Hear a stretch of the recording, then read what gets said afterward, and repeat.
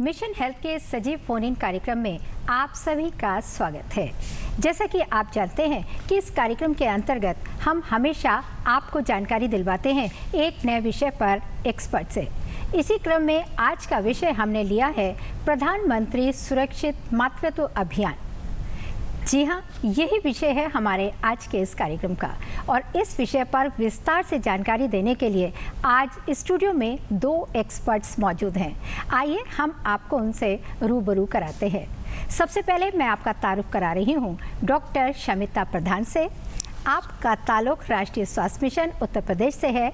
आप उप महाप्रबंधक मातृ स्वास्थ्य है।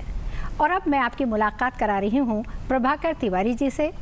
आप परामर्शदाता हैं मातृ स्वास्थ्य। आप दोनों एक्सपर्ट का स्टूडियो में बहुत बहुत स्वागत है। और जैसा कि आप सभी जानते हैं कि ये हमारा लाइव फोन इन प्रोग्राम है।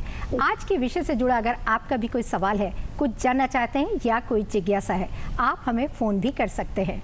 फ़ोन करने के लिए जल्दी से कागज़ और कलम उठाइए, नोट कीजिए फ़ोन नंबर्स। फ़ोन नंबर्स इस प्रकार से हैं 052222055756, दूसरा नंबर 052222888698, एक नंबर और नोट कीजिए 0522401598। फ़ोन आप ज़रूर करें, लेकिन फ़ोन करने से पहले टीवी सेट की आवाज़ को थोड़ा सा कम कर दें और सवाल को संक्षिप्त रखें। तो बस हमें आपकी फ़ोन कॉल्स का इंतज़ार रहेगा। साथ ही साथ हम आपको ये भी बताना चाहेंगे कि आज स्टूडियो में प्रदेश के विभिन्न क्षेत्रों से कुछ पार्टिसिपेंट्स तशरीफ़ लाए हैं जो इस कार्यक्रम में हिस्सा लेंगे, डॉक्टर साहब से सवाल पूछेंगे और जानकारी भी हासिल करेंगे। आप सभी का स्टूडियो में बहुत बहुत स्वागत है। आप सभी से मेरी गुजारिश है, अगर आपके मन में भी कोई सवाल आए तो आप डॉक्टर साहब से पूछ सकते हैं और जानकारी ले सकते हैं। तो बस शुरू करते हैं हम अपना आज का ये प्रोग्राम।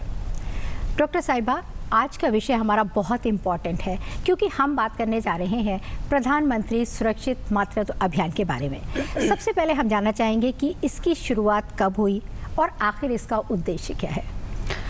देखिए, प्रधानमंत्री सुरक्षित मातृ अभियान, जिसको कि हम PMSMA दिवस भी बोलते हैं, जैसा कि नाम बता रहा है, ये मातृत्व का सुरक्षा से रिलेटेड एक अभियान है। इसकी शुरुआत 2016 में हुई थी। ये भारत सरकार के द्वारा शुरू किया गया था। इसमें हर महीने की 9 तारीख को जो गर्भवती महिलाएं होती हैं उनकी सरकारी स्वास्थ्य सेवाओं पे एक गुणवत्तापरक चेकअप होता है। सारा मतलब शुरुआत से रजिस्ट्रेशन भी हो सकता है जिनका ना हुआ हो, पूरा चेकअप होता है, काउंसलिंग होती है और एक ही छत के अंदर सब कुछ उनको दिया जाता है। क्योंकि ये ज़रूरी नहीं होता है कि जब वो VHND पे जो ग्रामीण क्षेत्र की महिलाएं हैं जाएं तो उनको एक डॉक्टर के द्वारा तो वो चेकअप होता नहीं है, ANM चेकअप करती हैं। तो इसलिए मेनली उद्देश्य यही है कि एक जो स्त्री रोग विशेषज्ञ है या MBBS डॉक्टर है उसके द्वारा उसका गुणवत्तापरक चेकअप हो सके। डॉक्टर साहिबा, मैं ये भी आपसे जानना चाहूँगी कि ये जो अभियान चलाया जा रहा है इसमें मातृ और शिशु के कल्याण के लिए किस किस तरह की सुविधाएं मुहैया कराई जा रही हैं।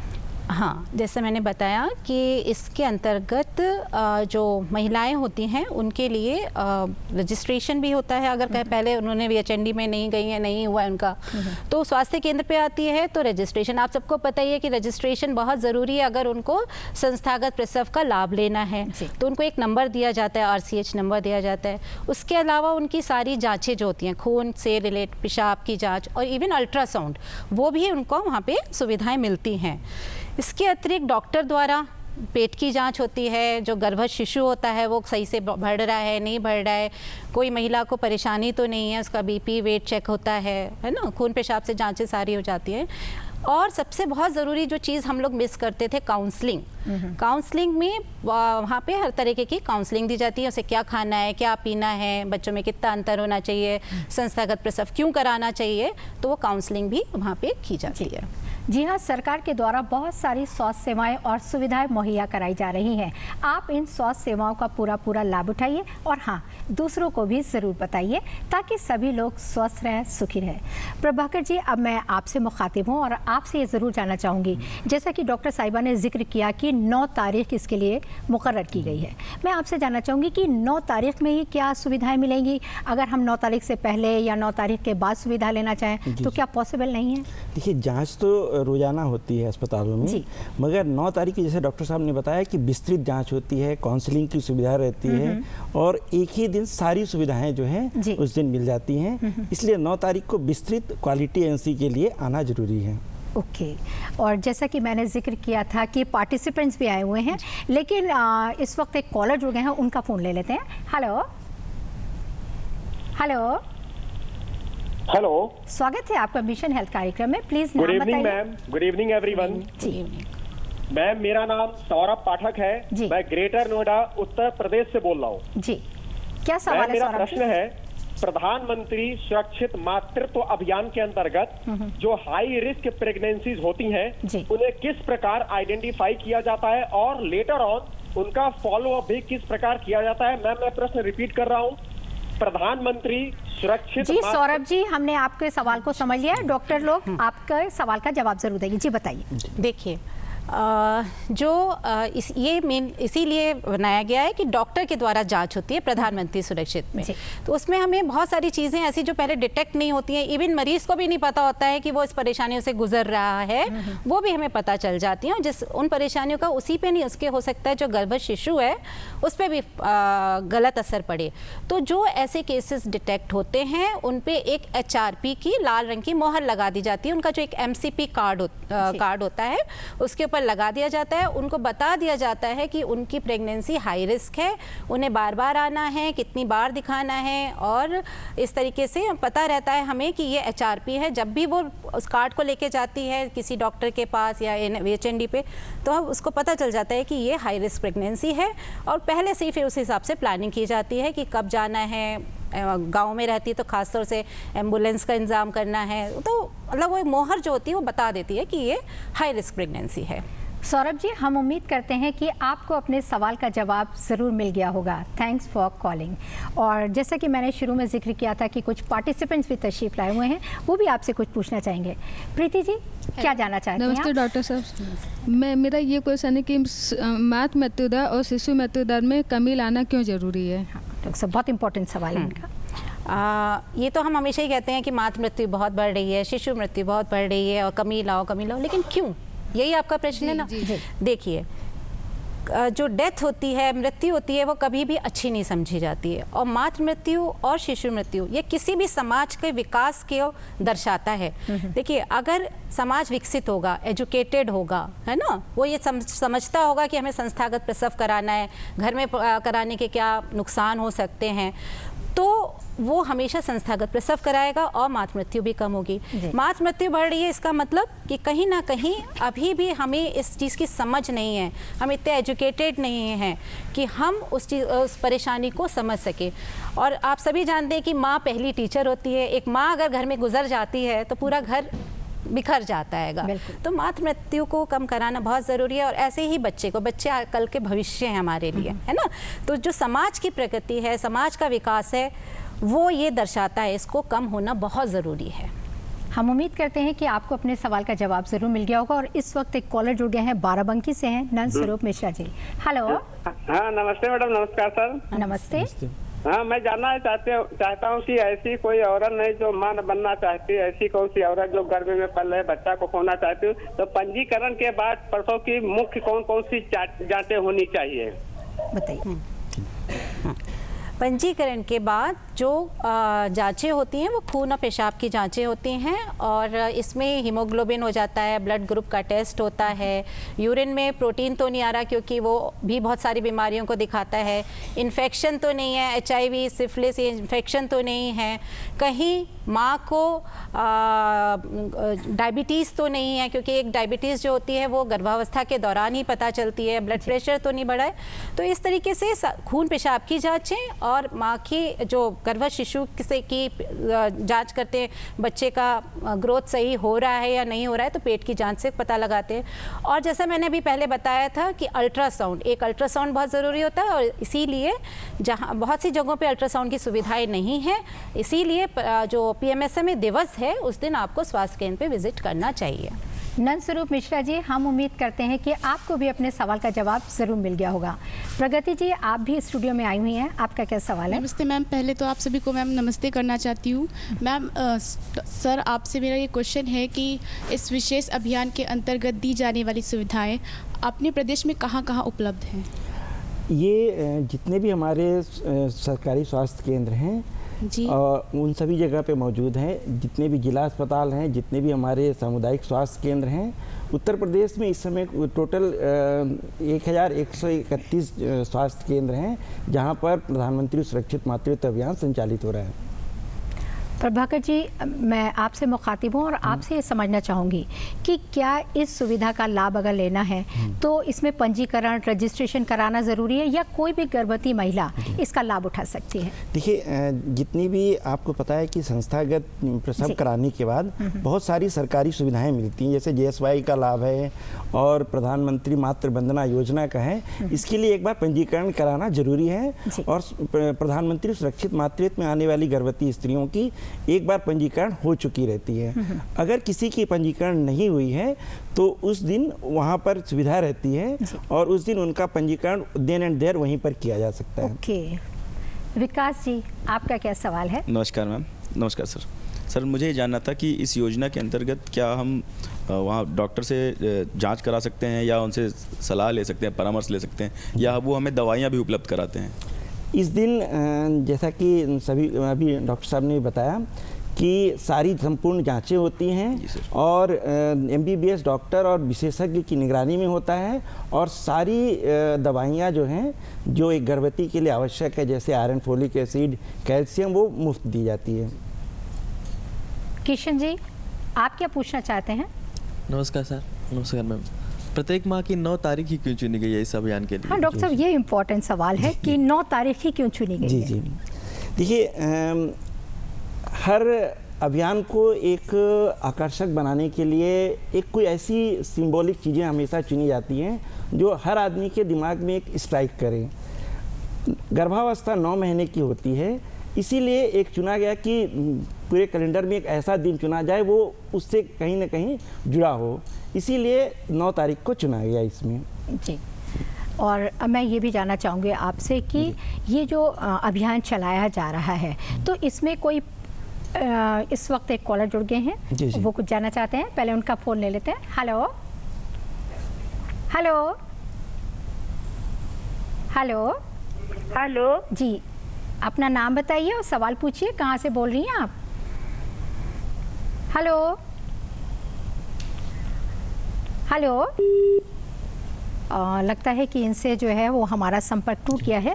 अब मैं आपसे जानना चाहूँगी प्रभाकर जी कि क्या इसमें प्राइवेट डॉक्टर्स भी अपना सहयोग दे रहे हैं? जी, तो किस तरह से वो सहयोग दे रहे हैं?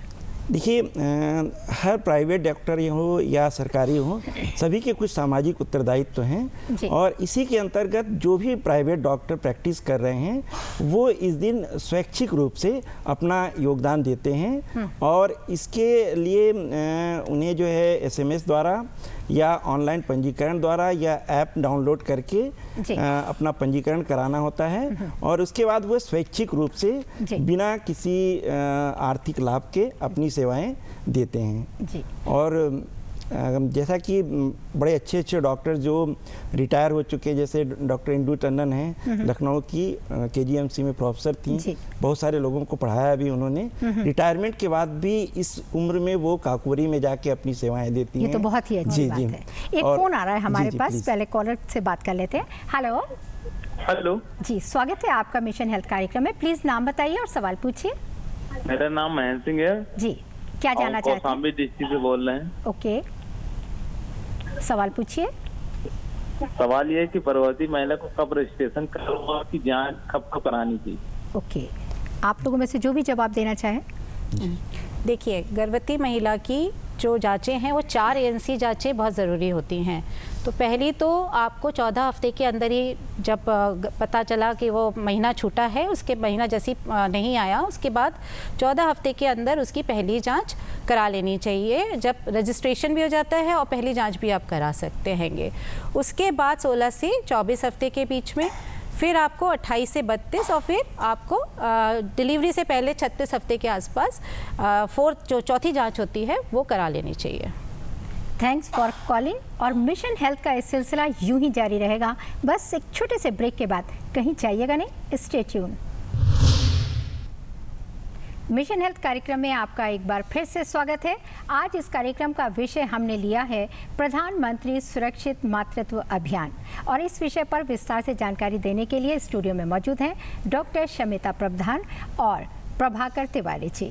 डॉक्टर शमिता, मैं आपसे मुखातिब हूँ और आपसे ये जानना चाहूँगी कि प्रेगनेंसी के दौरान और डिलीवरी के बाद जो खान पान का ध्यान रखना होता है, साफ़ सफाई का ख्याल रखना होता है, तो क्या इन सब बातों का भी ध्यान रखने के लिए कोई सलाह मशवरा दिया जाता है? इस बारे में हम ज़रूर जानकारी हासिल करेंगे, लेकिन इस वक्त एक कॉलर जुड़ गए हैं। हेलो हेलो हेलो जी, स्वागत है आपका हमारे इस कार्यक्रम में। हम जयदेवी मिश्रा बोल रहे हैं बाराबंकी से। हम पूछना ये चाह रहे हैं कि गर्भावस्था के दौरान में कौन कौन सा आहार लेना चाहिए और कितना आराम करना चाहिए, बताइए। गर्भावस्था के दौरान सभी कुछ खाना चाहिए जो हम नॉर्मल डेज़ में खाते हैं, जैसे कि दाल, चावल, रोटी, सब्ज़ी।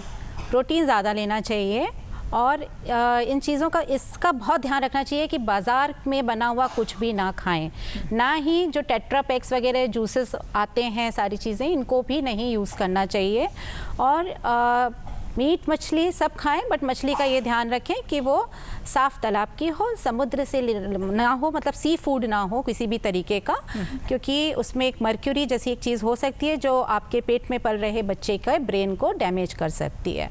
तो इसीलिए सब दूध, दही, मछली, सारा अनाज, हरी सब्जियां, सब कुछ आप खूब अच्छे से खाएं और इतना ही ध्यान रखना है कि बाज़ार का ना खाएं। बहुत कुछ खाने का गर्भावस्था के दौरान मन करता है, लेकिन बाज़ार का बना कर नहीं, घर में ही बना हुआ खाएं, ताज़ा। जयदेवी मिश्रा जी, हम उम्मीद करते हैं कि आपको अपने सवाल का जवाब ज़रूर मिल गया होगा। डॉक्टर साहिबा, फ़ोन आ गया था इसलिए बात अधूरी रह गई मेरी, कि क्वेश्चन ये था मेरा कि जो प्रेगनेंसी है या डिलीवरी के बाद किन किन बातों का ख्याल रखना चाहिए, क्या इसकी भी जानकारी दी जाती है इस अभियान के अंतर्गत? हाँ, बिल्कुल दी जाती है। स्पेशल सेशन होता है काउंसलिंग का। इसमें मैं आपको बताना चाहूँगी कि किस तरीके से हमारा जब एक PMSA में दिवस के दिन जाते हैं तो क्या होता है। तो सबसे पहले तो जिनके पास मतलब MCP कार्ड है और नंबर मिला हुआ है, उनको सीधे भेज दिया जाता है, फिर उनकी जांचें होती हैं। जिनका नहीं होता है तो उनका पहले पंजीकरण होता है, उसके बाद जो जांचें होती हैं वो कराई जाती हैं, और जांचों के लिए सैंपल देने के बाद जो है काउंसलिंग सेशंस होते हैं, जहाँ पे काउंसलर्स हमारे बैठे होते हैं। जैसे मैंने पहले भी बताया था कि वो सारी चीज़ों की काउंसलिंग करते हैं। हमारे लिए कहना तो बहुत आसान होता है कि संस्थागत प्रसव कराओ, क्यों कराओ? वो सोचते हैं कि हम घर में ही हो जाती है डिलीवरी, हमारे को घर में अभी हमारा जानवर है, ये है, सब देखना है, तो क्यों कराओ? तो उस तब की काउंसलिंग होती है कि जब आप संस्थागत प्रसव कराओगे तो आप कितनी परेशानियों से बच सकते हो। अभी की छोटी सी परेशानी को आप सहन कर लो, घर को छोड़ना पड़ेगा, अस्पताल जाना पड़ेगा, लेकिन बहुत बड़ी बड़ी परेशानियों से आप बच सकते हैं। इसलिए ज़रूरी है कि संस्थागत प्रसव कराएं। सुबोध जी, आपका क्या सवाल है? डॉक्टर साहब, एक बात समझ में नहीं आई, इस अभियान के अंतर्गत गर्भवती महिला ही जा सकती है या प्रसव के बाद भी सुविधाएं मिलती हैं? नहीं, हाँ, आप बताना चाहेंगे? आप बताइए प्लीज़।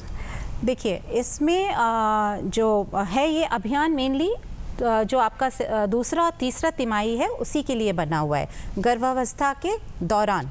तो इस अभियान में गर्भवती महिलाएं ही जाती हैं अपने दूसरे और तीसरे महीने में, तिमाही में जांचों के लिए।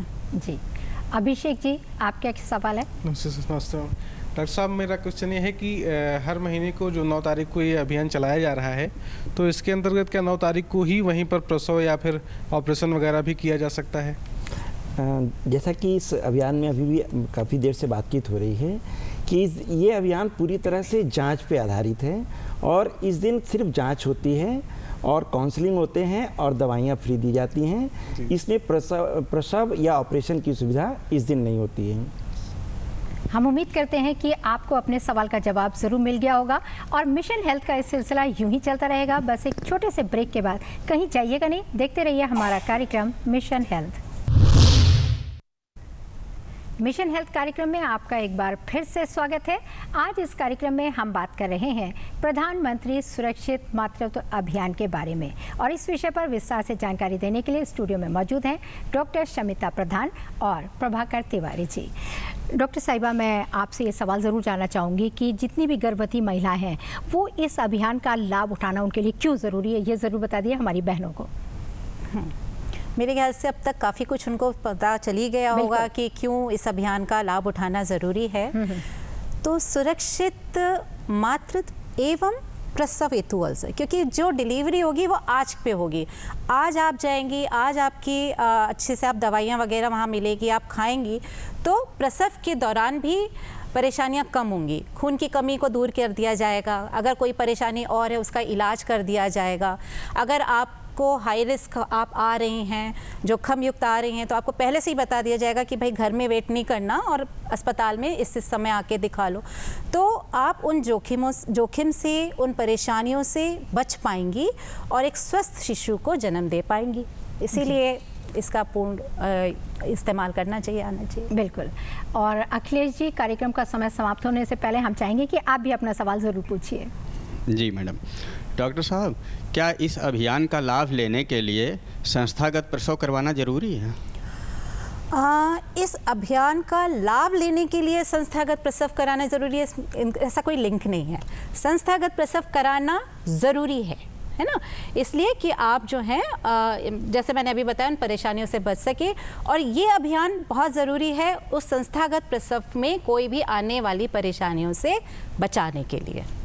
अखिलेश जी, हम उम्मीद करते हैं कि आपको भी अपने सवाल का जवाब ज़रूर मिल गया होगा। प्रभाकर जी, मैं आपसे मुखातिब हूँ और आपसे ये जानना चाहूँगी कि काउंसलिंग किस तरह से की जाती है? जी जी, देखिए इसमें जो है विस्तृत काउंसलिंग की व्यवस्था है और 1 से 1.5 घंटे तक काफ़ी सलाह दी जाती है और क्या खाया जाए, कितनी देर आराम की जाए, और सबसे ज़्यादा जो ज़रूरी जिस चीज़ पे बार बार जोर दी जा रही है वो संस्थागत प्रसव है। संस्थागत प्रसव अगर आप साधारण रूप से कहें तो अस्पताल में प्रसव हो, चाहे प्राइवेट हो, और बेहतर होगा सरकारी हो, क्योंकि सरकारी स्वास्थ्य केंद्र में सारी सुविधाएं आपको फ्री में मिलती हैं। और संस्थागत प्रसव की हम पहले से योजना बना लें, और अगर मान लीजिए काफ़ी आप दूर से हैं और आप उच्च जोखिम वाली गर्भवती महिलाएं हैं, तो बेहतर होगा आप उस एक्सपेक्टेड डेट से पहले ही अस्पताल में आ जाएं ताकि आपकी संपूर्ण जांच हो सके। जी। और काउंसलिंग में हम जो परिवार नियोजन की भी बातें बताते हैं, जैसा कि हम सभी जानते हैं कि परिवार नियोजन हमारे लिए बहुत ही ज़रूरी पहलू है, तो परिवार नियोजन पे भी विस्तृत चर्चा होती है और परिवार नियोजन का कौन सा संसाधन उचित रहेगा और कितनी तरह की सुविधाएं हमारे पास में परिवार नियोजन की मौजूद हैं, कौन सा अपनाने पे क्या लाभ हैं और किस तरह की रिस्क हैं, ये सारी चीज़ें बताई जाती हैं। और अगर विस्तृत काउंसलिंग होती है तो हमने देखा है कि काफ़ी कुछ जो जैसे कि जो उच्च जोखिम के बाद जो है जिस तरह के खतरे हमारे सामने रहते हैं, जो मृत्यु तक जा सकते हैं, उन्हें रोकने में काफ़ी कुछ सहायक होती है। जी। तो यानी कि इस जो अभियान चलाया जा रहा है उससे ज़रूर जुड़ना चाहिए और इसका लाभ उठाना चाहिए। डॉक्टर साहिबा, मैं आपसे जानना चाहूँगी कि हमारी बहनों से आप क्या कहना चाहेंगी ताकि वो ज़्यादा से ज़्यादा इस अभियान से जुड़ें, लाभ उठाएं और मातृ मृत्यु दर और शिशु मृत्यु दर को कम किया जा सके? मैं यही सबसे कहना चाहती हूँ कि आप लोगों ने जो यहाँ सुना वो औरों को भी बताइए, क्योंकि एक दूसरे को जब हम बताते हैं, समझाते हैं, आपको तो समझ में आया ही होगा, तभी हम इस उद्देश्य को पूरा कर पाएंगे। और 9 तारीख को ज़रूर एक बार जांच कराने के लिए दूसरे और तीसरे तिमाही माने चौथे महीने से 9वें महीने में, लेकिन कोशिश किया करिए कि चौथे से छठे महीने के बीच में ही आ जाएं, ताकि अगर कोई हाई रिस्क प्रेगनेंसी है तो डिटेक्ट हो जाए और उसका टाइमली इलाज हो सके। तो यही है, आप वहाँ जाएंगी तो बस इतना ही बोलना है, क्योंकि आप वहाँ जाएंगी तो डॉक्टर्स आपके लिए बैठे ही हुए हैं, सब कुछ आपके लिए मतलब ट्रीटमेंट पार्ट भी मिल रहा है, काउंसलिंग भी मिल रही है, इलाज भी मिल रहा है, सब कुछ मिल रहा है आपको। बहुत ही महत्वपूर्ण जानकारी आपने इस अभियान के बारे में दी। जी हाँ, ये था हमारा मिशन हेल्थ का सजीव फोन इन कार्यक्रम। और अब कार्यक्रम के आखिर में चलते चलते